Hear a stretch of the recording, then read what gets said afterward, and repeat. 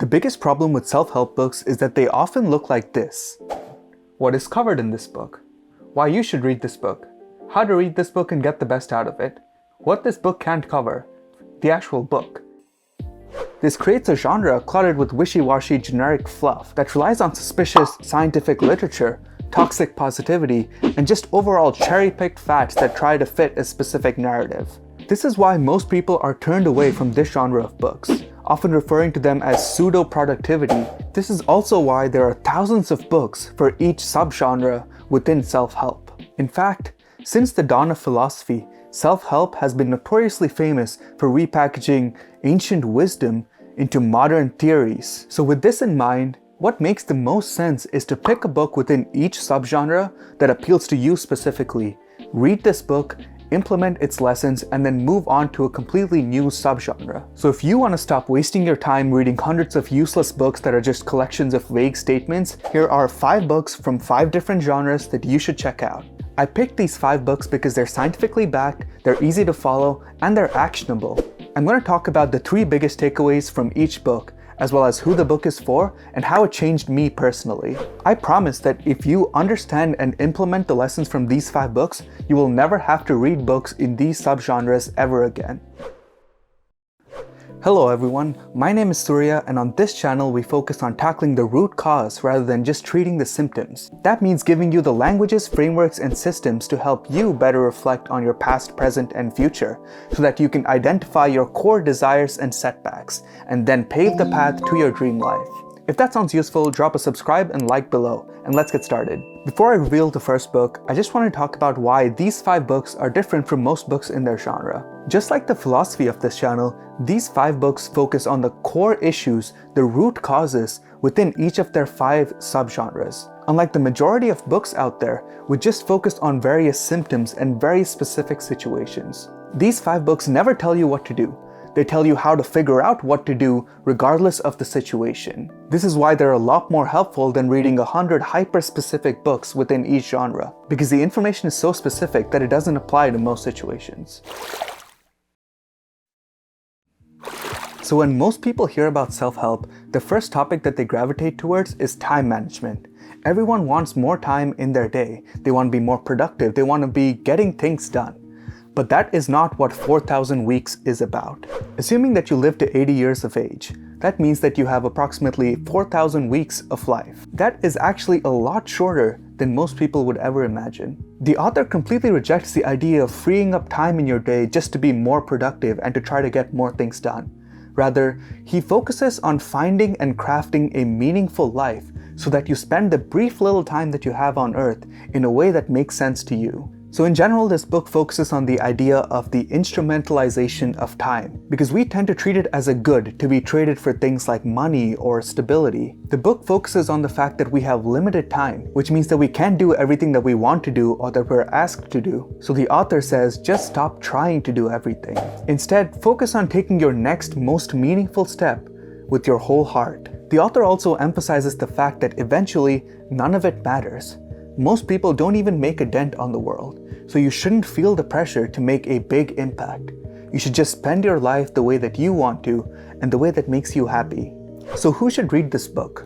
Well, this book is best suited for people who've fallen into the trap of living a productive life, which means that they have a to-do list filled with things that they have to be doing, rather than things that they want to be doing. So if you're someone with an infinite to-do list, and you've convinced yourself that just a little bit more free time would give you time to do everything else, then remember that as soon as you get a little bit more free time, you're just going to fill it up with more things from your to-do list. For you, you might be drawn to books like Getting Things Done or Make Time, books that will help you free up your schedule a little bit more so that you can further stuff it with things that don't add meaning to your life. But I think you should try this book, 4,000 Weeks, which will help you find a more meaningful purpose that you can use to live your life. This book changed me because it helped me understand that rather than being anxious about an unpromised future, I should just worry about taking my next step without thinking about whether everything will pay off in the end. Okay, so now we've got time management in the bag. The next big topic that people want to talk about is, well, the bags, money. Most people want to read a lot of books about investing and entrepreneurship and business, but for the average person, this doesn't teach you anything useful about how to manage your money. Rather than a step-by-step guide on how to invest and how to save, what we need is how to better think about money so that in any situation that arises, we'll know how to make the right decision. And that is what the psychology of money is all about. The psychology of money teaches you how to better make money decisions and all the trade-offs that you need to consider in any given situation. Here are the 3 biggest takeaways. Number 1 is that the more extreme someone's result is, that means there's a higher likelihood of luck or risk taking part in that result. So this means just because you follow the path of someone that was successful, you are not guaranteed success. It is very likely that they just got lucky. The second biggest takeaway is that you need to understand your risk tolerance. This means it's more important to protect your mental health by taking decisions that allow you to sleep at night and that allow you to be consistent and comfortable. You need to pick these decisions over more riskier decisions that could have potentially higher gains, because the opportunity cost to your mental health is not worth the trade-off. The third takeaway is that the more money you spend on useless stuff, then the more useless stuff you have, not money. This one's kind of obvious, but it just means save money for future experiences rather than wasting it on stuff you don't really need. So who should read this book? If you're just starting off with personal finance, then you should definitely read this book and implement all its lessons. As long as you start consistently investing long-term in low-cost ETFs like this book suggests, you'll be financially more successful than most other people. So how did this book change me? Well, the biggest change was that it helped me stop overthinking my financial decisions. I used to spend hours trying to figure out the best stocks and crypto and ETFs to buy.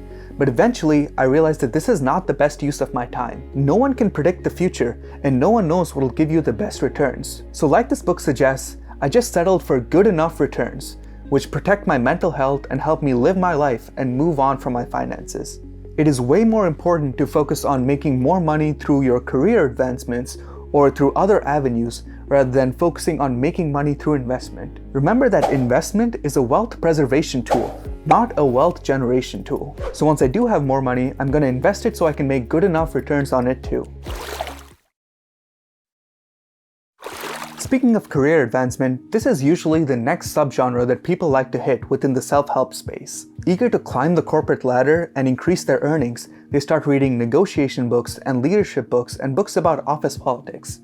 Eventually, they realize that none of this is useful and they should just be authentic in the workplace. So if you want to figure out what your authentic career looks like, then The Pathless Path might just be the best book to read. In The Pathless Path, the author talks about living a life of uncertainty as opposed to the conventional path, which is just to go to college, get a job, work for 40 years, and then retire. As opposed to this traditional path, he describes the pathless path, which explores a more creative outlook on life. It is a path focused on forging your own unique career by exploring what makes you, you, and what you want to put out into the world. So who should read this book? Well, if you're stuck in a 9-to-5 that you know is not the right path for you, but you're scared of uncertainty, you're scared of taking that step into the dark, then this book will be consoling. It has a lot of important ideas to consider when you're taking this uncertain path. For me, this book connected a lot of ideas that I've had from a lot of other books in the past, and it really gave me a way forward that was actionable. Okay everyone, we're halfway through the video, and I hope you've been finding some value in my thoughts. The best thing about YouTube for me is that I get to connect with you guys, my audience, and help you through the lessons that I've learned through my experiences. But I know that each of you might have some very specific problems that I feel like I can add some value to. So I've created a Calendly link, which is going to be in the description and in the pinned comment. Here, you can book completely free 15-minute calls with me because I want to talk to you. I want to hear about your problems and I want to help you work through them. If you're interested, click the link below, set up a time with me, and I'll see you there. Let's jump back into the video. So the next subgenre within self-help that I think is important to tackle is relationships. Now it might feel weird reading a book about relationships. Isn't that something that should just come naturally to us? If I'm a good person, shouldn't I be able to maintain a good relationship? Well, not necessarily. This book, How to Not Die Alone, argues that great relationships are built, not found. They are a series of very specific decisions, and every single decision is an opportunity to go wrong, pick the wrong person, and end up in a difficult relationship. So this book gives you a lot of actionable advice. It tells you what to look for in a long-term partner, how to be a better partner yourself, and why a lot of myths around dating are ruining your relationships. The best thing about this book is it provides a lot of great frameworks, and you know I love my frameworks. It has sets of archetypes for people who are dating, people who are in relationships, people who are about to break up, all of which are really helpful models and ways of thinking of people. The biggest takeaway from this book is that you need to look for very specific qualities to find your long-term partner. These qualities are kindness, emotional stability, a growth mindset, knowing how to argue, and loyalty. Of course, to learn more in depth about all of these, you should definitely take a look at the book, and you can buy it in the description below. This book also provides you with a series of questions to ask yourself at any major checkpoint, like before you start dating, before you get married, before you move in together, before you have a kid. Overall, it's a systematic approach to relationships and one that really helped me change my mindset. So who should read this book?